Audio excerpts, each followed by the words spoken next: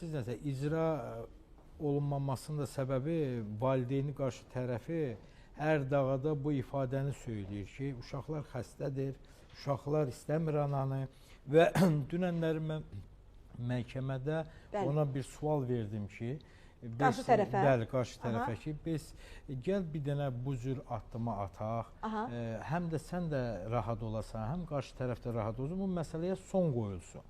Dedi, nə? Dedim, budur ki, bir otaq olsun, yox demirəm.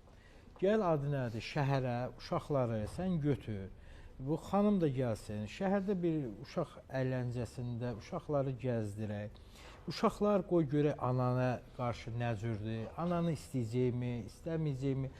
Bir 3 saat biz dedim ki, vaxtımızı gəl sərf eləyək bu işə. Gözəl, əla təklif. Dedi, qarşı tərəfin bir sualı oldu mənə.